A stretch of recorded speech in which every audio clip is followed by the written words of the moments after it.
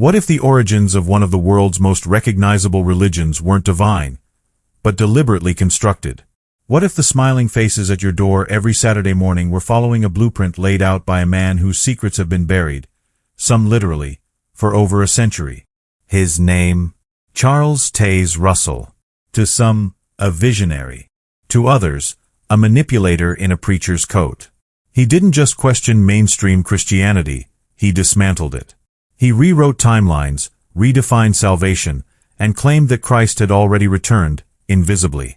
Sounds unbelievable? That's just the beginning. Before the name Jehovah's Witnesses ever existed, Russell was already building something massive, starting with small Bible studies, then spreading his message through publications, prophecies, and a growing following that believed they were living in the final days of earth. But behind the spiritual passion was a man wrapped in controversy, court cases, crumbling relationships, and teachings that would shake, and later betray, the faith of thousands. And when he died, the mystery only deepened. A pyramid-shaped tombstone, carved with strange symbols, still stands above his grave.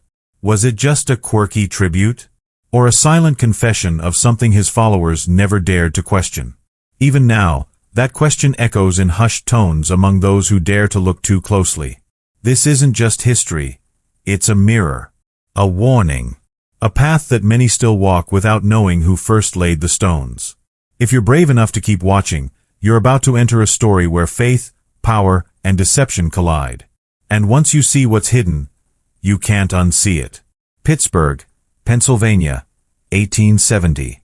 The industrial smoke of America's steel capital hung heavy in the air, but in the mind of an 18-year-old haberdashery worker named Charles Taze Russell, something far more significant was taking shape. While his peers were concerned with the mundane matters of commerce and daily survival, Russell was consumed by questions that would forever alter the landscape of Christianity. Born on February 16, 1852, to Scottish-Irish immigrants Joseph Lytle Russell and Eliza Burney Russell, Charles grew up in a world where traditional religious certainties were being challenged by rapid industrialization, scientific discoveries, and social upheaval.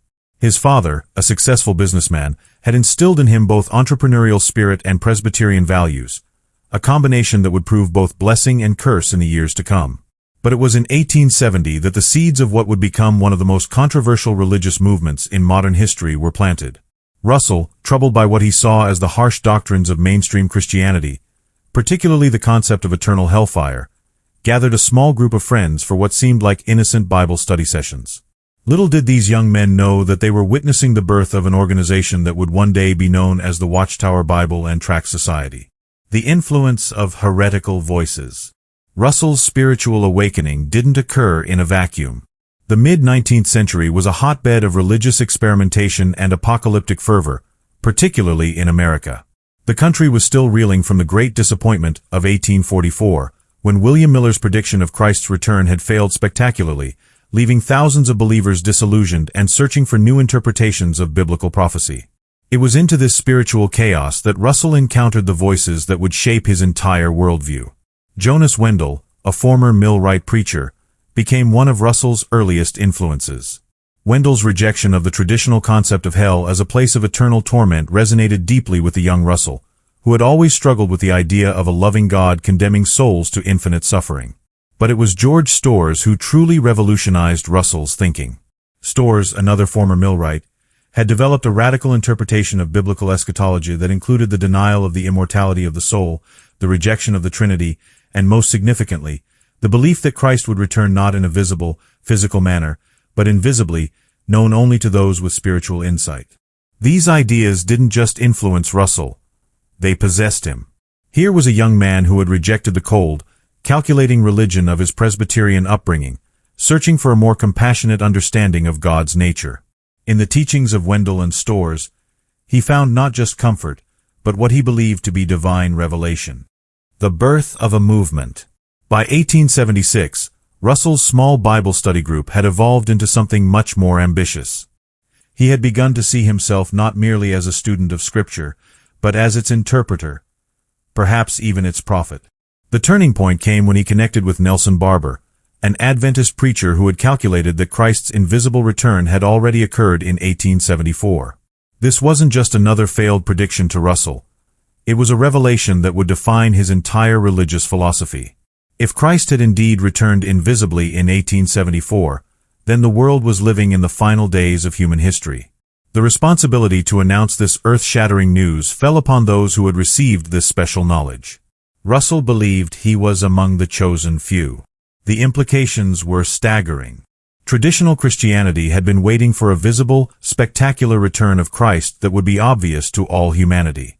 But Russell and his associates claimed that this return had already happened, witnessed only by those with spiritual discernment. It was a bold, almost arrogant claim that would set Russell's movement apart from every other Christian denomination. But Russell's ambitions extended far beyond mere theological speculation. He began to envision a vast publishing empire that would spread his interpretations to every corner of the earth. The stage was set for the creation of one of the most powerful religious publishing organizations in history. July 1879 marked a pivotal moment in religious publishing history. From a modest office in Pittsburgh, Charles Taze Russell released the first issue of Zion's Watchtower and Herald of Christ's Presence, a 16-page magazine that would eventually become one of the most widely distributed religious publications in the world, known today as the Watchtower. But this wasn't just another religious periodical. Russell had grander visions. He saw his magazine as the voice of God himself, the channel through which divine truth would flow to a world blinded by religious tradition and clerical corruption. The very title revealed Russell's audacious claim. He wasn't just reporting on Christ's presence. He was heralding it, announcing it to a world that had failed to recognize the most significant event in human history. The initial circulation was modest, just 6,000 copies. But Russell's business acumen, inherited from his father's successful haberdashery, soon transformed this small publication into a massive enterprise. By 1881, he had formalized his operation by establishing the Zion's Watchtower Tract Society, later renamed the Watchtower Bible and Tract Society in 1896. The machinery of influence. What set Russell apart from other religious leaders of his era was his understanding of the power of mass communication. While other preachers were limited to the reach of their voices in local congregations, Russell was building a printing empire that could reach thousands, then tens of thousands, then eventually millions of readers worldwide. His strategy was brilliant in its simplicity and ruthless in its execution. The magazine wasn't just sold. It was distributed by an army of volunteers who saw themselves as divinely commissioned evangelists. These colporteurs, as they were called, went door to door, street to street, spreading Russell's message with the fervor of true believers. But Russell's publishing ambitions extended far beyond a monthly magazine. Between 1886 and 1904, he authored a 6-volume series called Studies in the Scriptures, which he boldly claimed contained more spiritual insight than could be found in the Bible itself when read alone. This wasn't mere theological arrogance. It was a calculated attempt to position himself as an indispensable interpreter of divine truth. The numbers were staggering. By the time of Russell's death in 1916, millions of copies of his books had been distributed worldwide. His writings had been translated into dozens of languages. He had created not just a religious movement, but a global media empire that would continue to expand long after his death. The revolutionary doctrines. But what exactly was Russell teaching that made his movement so distinctive, so controversial, and ultimately so influential? His doctrines weren't just different from mainstream Christianity. They were revolutionary, challenging some of the most fundamental beliefs that had defined Christian faith for centuries.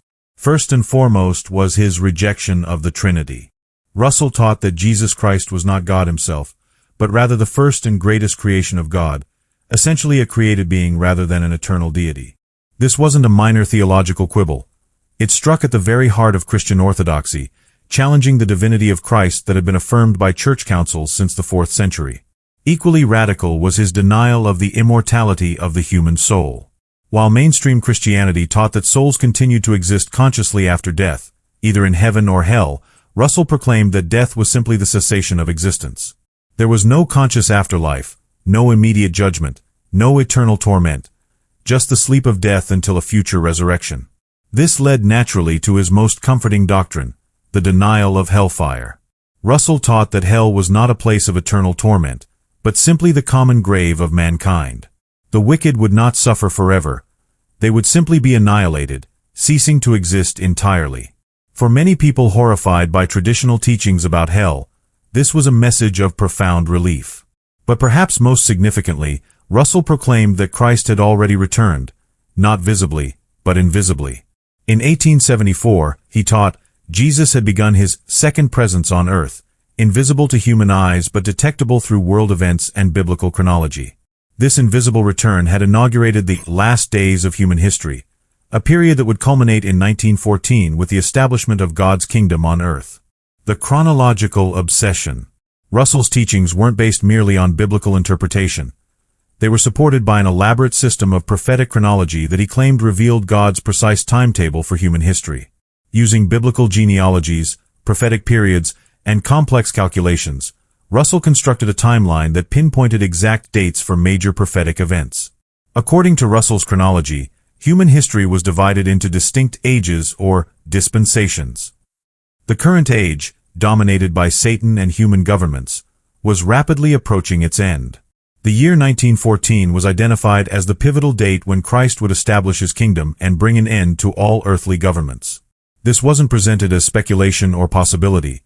It was proclaimed as absolute truth, as certain as mathematical calculation. Russell and his followers didn't just believe these dates. They staked their entire lives on them. Thousands of followers sold their possessions, abandoned their careers, and devoted themselves entirely to spreading Russell's message before the prophesied end in 1914. But Russell's chronological system would prove to be both his greatest strength and his most devastating weakness. While it provided his followers with a sense of urgency and purpose, it also set him up for the most spectacular prophetic failure in modern religious history. Chapter 3. The Web of Controversies. The Miracle Wheat Scandal. By the early 1900s, Charles Taze Russell had achieved something remarkable. He had built a religious empire that generated substantial income while maintaining tax-exempt status.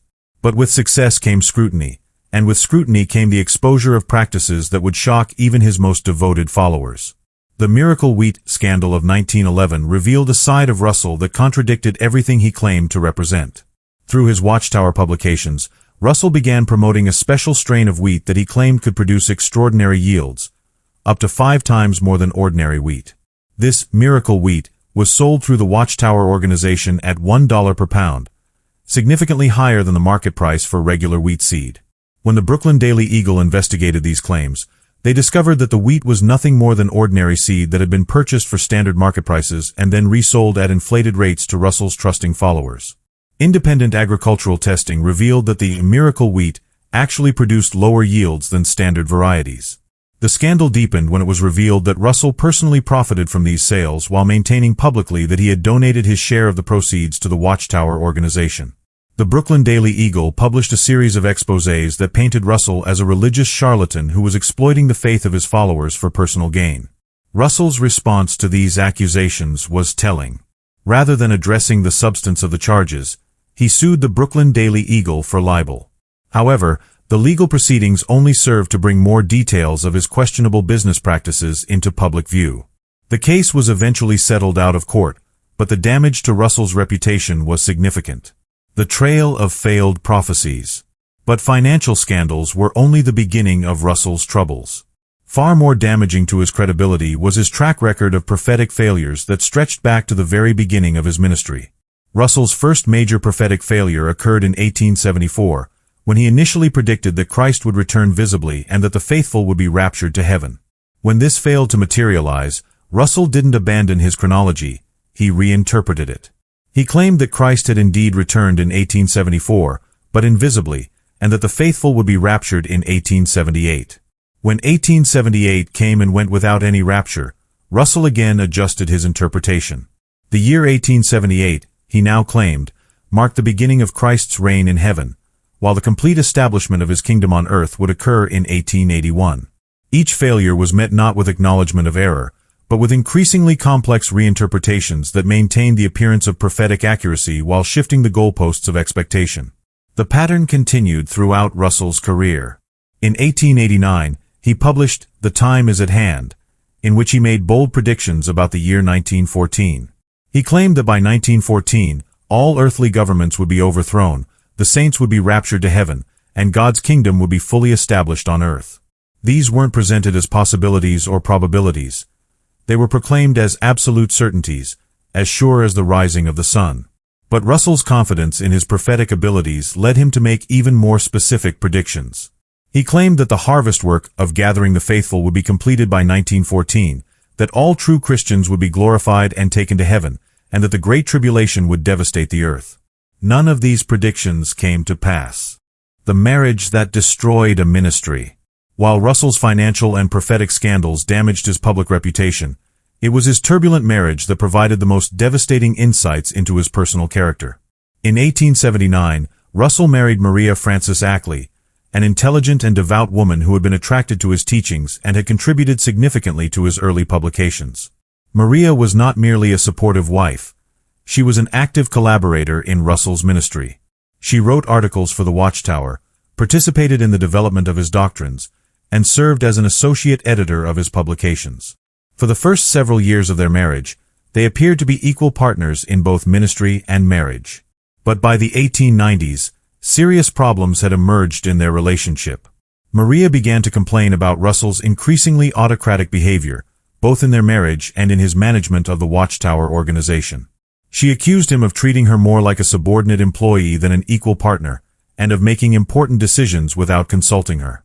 More seriously, Maria began to raise questions about Russell's interactions with other women in the organization. She accused him of inappropriate conduct with several young female members of the Watchtower staff, including a young woman named Rose Ball who lived in their home.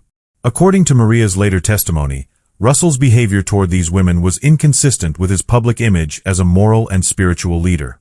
The breaking point came in 1897, when Maria could no longer tolerate what she saw as Russell's hypocrisy and controlling behavior. She left their home and began living separately, though they never formally divorced. The separation was initially kept private, but by 1903, their marital problems had become public knowledge. The Courtroom Revelations.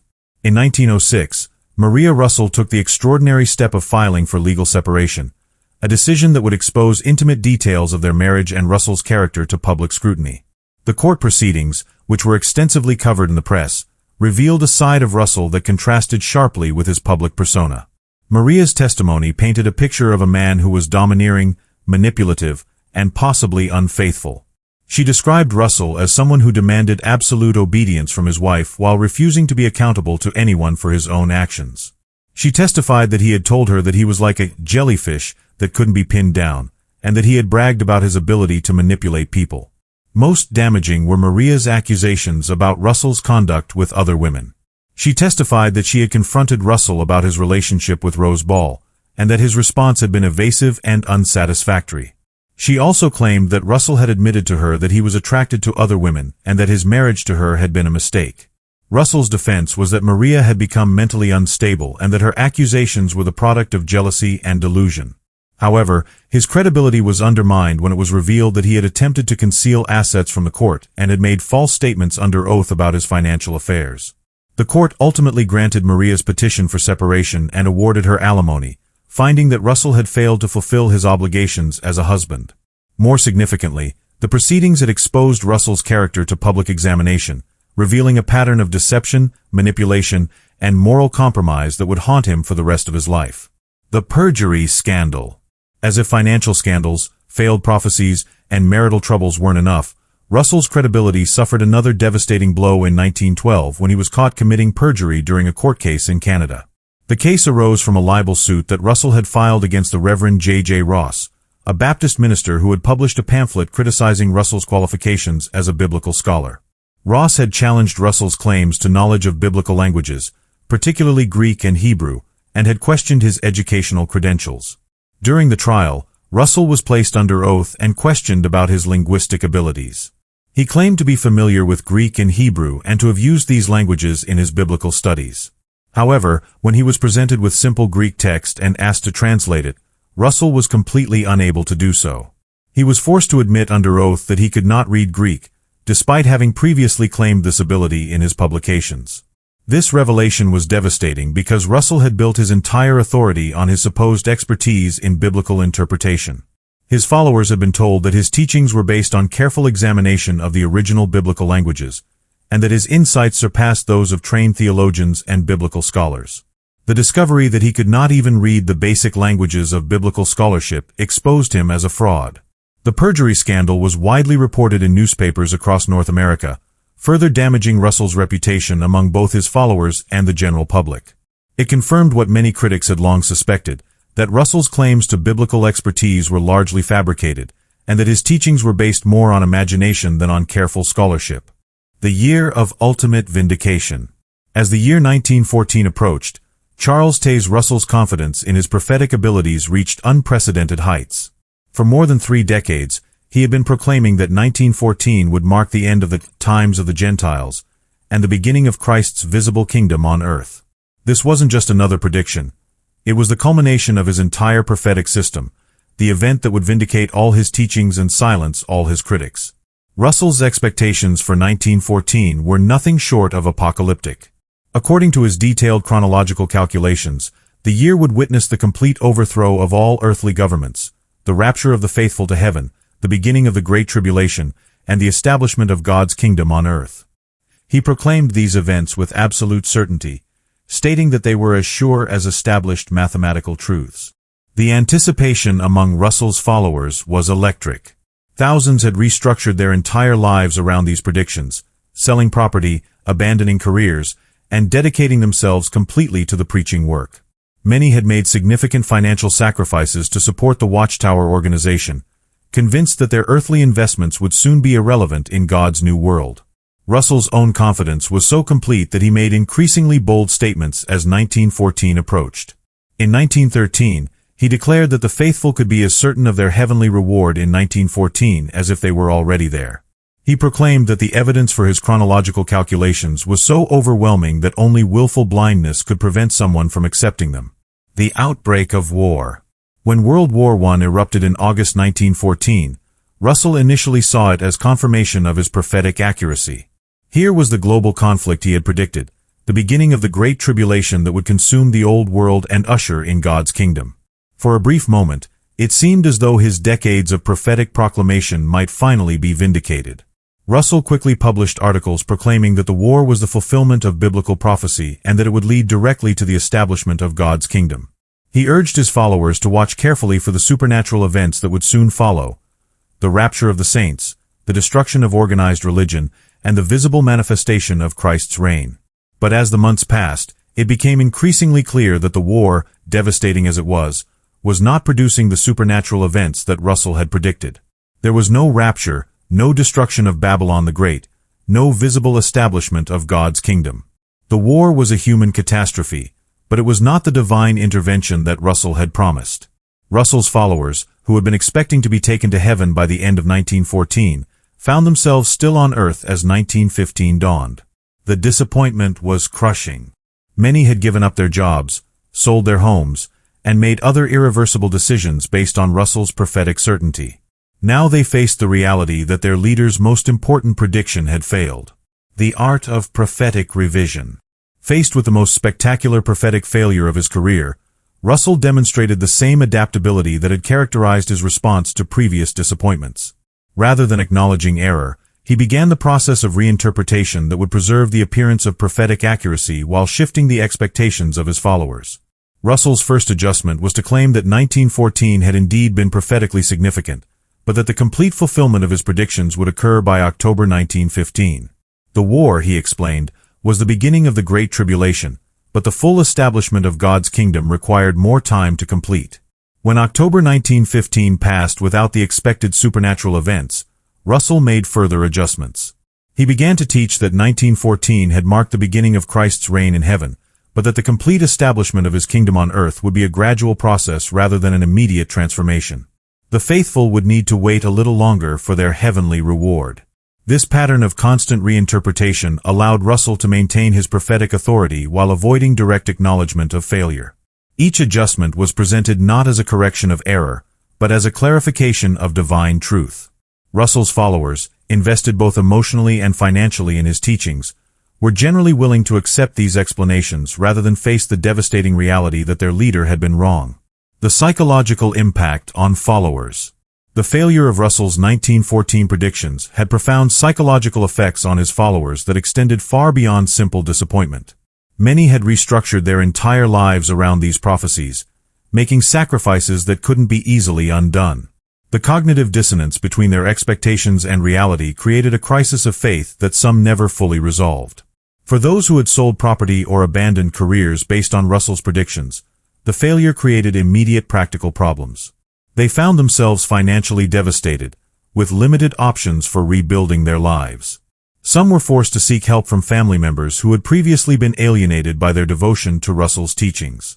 More significantly, the prophetic failure forced Russell's followers to confront uncomfortable questions about the nature of their faith and the reliability of their leader. If Russell could be so completely wrong about something so central to his teachings, what else might he have gotten wrong? The doubt that had been suppressed by decades of unwavering loyalty began to surface. However, not all of Russell's followers abandoned their faith in response to the 1914 failure. Many demonstrated remarkable psychological resilience, finding ways to maintain their commitment despite the obvious problems with their leader's predictions. Some convinced themselves that Russell's prophecies had been fulfilled in invisible ways that only the spiritually discerning could perceive. Others focused on the aspects of Russell's teachings that had brought them comfort and meaning, choosing to overlook his prophetic failures. The seeds of schism. The failure of Russell's 1914 predictions created the first serious divisions within his movement, divisions that would become even more pronounced after his death. Some followers, unable to reconcile the prophetic failures with their faith, quietly drifted away from the organization. Others remained committed but began to question Russell's interpretive authority. A small but significant group of followers began to develop alternative interpretations of Russell's teachings, maintaining loyalty to his core doctrines while rejecting his chronological speculations. These individuals would later form the foundation of various splinter groups that claimed to represent the true legacy of Russell's teachings. The organizational structure that Russell had created also began to show signs of strain. The Watchtower Society had been built around Russell's personal authority as God's chosen channel of communication. When his prophetic credibility was undermined, the entire foundation of the organization's authority was called into question. Russell himself seemed to recognize that his movement was at a critical juncture. In his final years, he made increasing efforts to consolidate organizational control and to prepare for leadership succession. However, his attempts to secure his legacy would prove insufficient to prevent the major schisms that would follow his death. The burden of failed expectations. By 1915, Charles Taze Russell was a man carrying the enormous weight of prophetic failure. The year 1914, which was supposed to vindicate his entire ministry and establish his reputation as God's chosen prophet, had instead exposed the fundamental flaws in his chronological system. Yet rather than retreating from public ministry, Russell doubled down on his efforts, embarking on an increasingly frantic schedule of speaking engagements and promotional activities. The physical toll of decades of intense activity was beginning to show. Russell, now in his early 60s, appeared increasingly frail and worn. Associates noted that he seemed to be driving himself with an almost desperate energy, as if he could somehow compensate for his prophetic failures through sheer effort and determination. His speaking engagements took on a different character during this period. Where once he had spoken with absolute confidence about coming events, now his messages focused more on comfort and encouragement for disappointed followers. He spent considerable effort explaining why 1914 had been prophetically significant despite appearances to the contrary, and why the faithful should continue to trust in his interpretations. The Watchtower organization itself was showing signs of strain.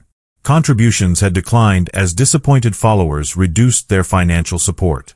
Some local congregations were experiencing significant defections. The elaborate network of colporteurs and traveling speakers that Russell had built was beginning to fragment as confidence in the organization's message wavered. The Transcontinental Campaign. Despite these challenges, Russell launched what would become his final major evangelistic campaign in 1916. He embarked on a transcontinental speaking tour that would take him from coast to coast, addressing audiences in major cities and attempting to revitalize his movement's missionary work. The tour was ambitious in scope but revealed the limitations that age and disappointment had imposed on Russell's once commanding presence. In city after city, he spoke to audiences that were often smaller and less enthusiastic than those of his earlier campaigns. The fire and certainty that had once characterized his preaching seemed diminished, replaced by a more defensive and explanatory tone. Yet Russell pressed on with characteristic determination. He spoke in auditoriums and convention halls, granted interviews to local newspapers, and continued to promote his publications. He maintained his rigorous schedule despite obvious signs of declining health, driven by what seemed to be an almost desperate need to restore his movement's momentum. The tour took Russell through the American Southwest, a region where his teachings had gained significant acceptance among populations that were often skeptical of traditional religious authority. In Texas, he found audiences that were more receptive to his message, perhaps because they were less aware of his recent prophetic failures or more willing to overlook them. The final prophecy. During this final tour, Russell made what would prove to be his last major prophetic pronouncement. He declared that the year 1918 would witness the complete destruction of organized religion, which he referred to as Babylon the Great. This wasn't just another prediction. It was Russell's attempt to recover his prophetic credibility by providing his followers with a new date to anticipate. The 1918 prophecy was presented with all the confidence and certainty that had characterized Russell's earlier predictions. He claimed that his chronological calculations clearly indicated that the false religious systems of Christendom would be utterly destroyed within 2 years, paving the way for the complete establishment of God's kingdom on earth. This prophecy served multiple purposes for Russell. It provided his disappointed followers with a new hope to cling to, maintained his position as a prophetic authority, and shifted attention away from his 1914 failure. It also gave him a concrete timeline for vindication.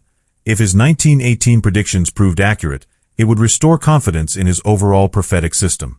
However, the 1918 prophecy also revealed the fundamental problem with Russell's approach to biblical interpretation. Rather than learning from his previous failures and adopting a more cautious approach to prophetic speculation, he was repeating the same patterns that had led to his earlier disappointments. He was once again staking his credibility on specific dates and detailed predictions about supernatural events. The Texas Journey. In late October 1916, Russell was traveling through Texas as part of his ongoing speaking campaign. Despite his declining health, he maintained his demanding schedule, speaking at multiple venues and meeting with local supporters. Those who saw him during this period noted that he appeared exhausted and unwell, but he refused to slow down or modify his commitments. On October 29, 1916, Russell spoke at a convention in San Antonio, Texas. His address focused on the theme of faithfulness in the face of disappointment, urging his followers to maintain their confidence in God's promises despite the apparent delays in their fulfillment. It was a message that seemed to reflect Russell's own struggles with the gap between his expectations and reality.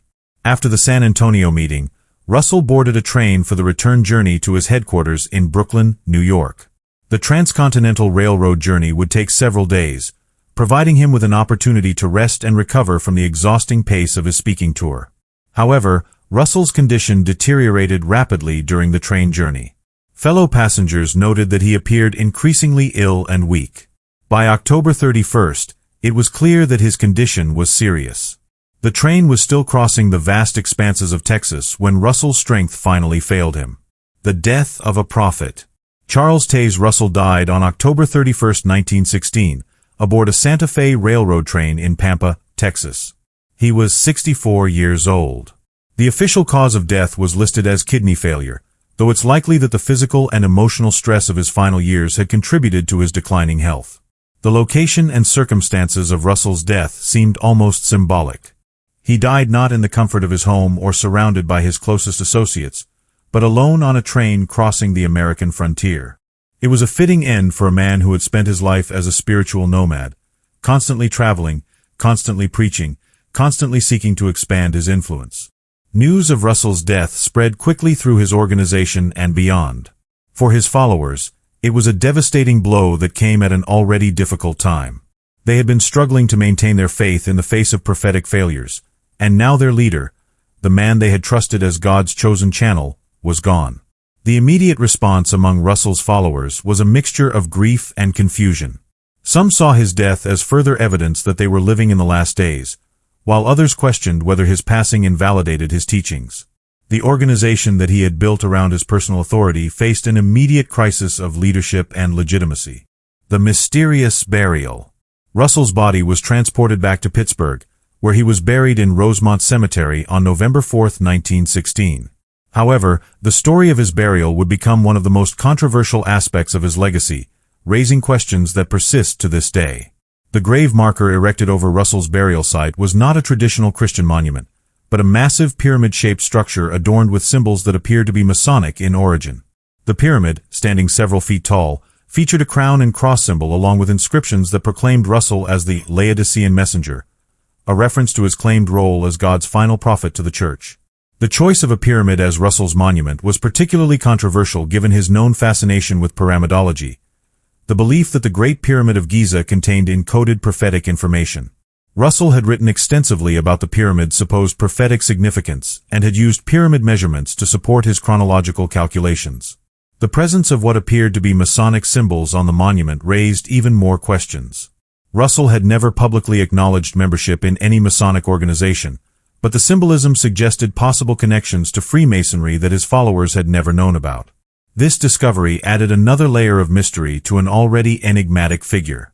The Pyramid Monument became a pilgrimage site for some of Russell's followers, who saw it as a fitting tribute to their departed leader. However, it also became a source of embarrassment for others, particularly as the organization evolved under new leadership that sought to distance itself from Russell's more controversial teachings and associations. The Succession Crisis. Charles Taze Russell's death on October 31, 1916, created an immediate and profound crisis within the organization he had built. For nearly 4 decades, the Watchtower Bible and Tract Society had been essentially a one-man operation, with Russell serving as president, chief theologian, primary writer, and ultimate authority on all matters of doctrine and policy. His death left a leadership vacuum that would prove impossible to fill without fundamentally altering the character of the organization. The crisis was compounded by the fact that Russell had not left clear instructions for succession. While he had designated the Watchtower Society's board of directors as the governing body, he had not identified a specific successor or established clear procedures for selecting new leadership. This ambiguity would prove to be a recipe for conflict and division. Several individuals emerged as potential successors, each with different visions for the organization's future. Some wanted to continue Russell's work exactly as he had left it, preserving his teachings and methods without modification. Others believed that significant changes were necessary to address the problems that had become apparent during Russell's final years, particularly his record of prophetic failures. The most ambitious and ultimately successful claimant to Russell's legacy was Joseph Franklin Rutherford, a lawyer from Missouri who had served as the Society's legal counsel.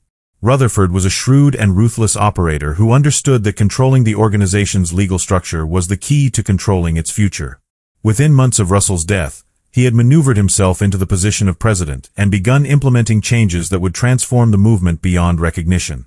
The Rutherford Revolution. Joseph Rutherford's rise to power marked the beginning of the most dramatic transformation in the organization's history. Unlike Russell, who had maintained a somewhat collegial relationship with his associates, Rutherford was an authoritarian leader.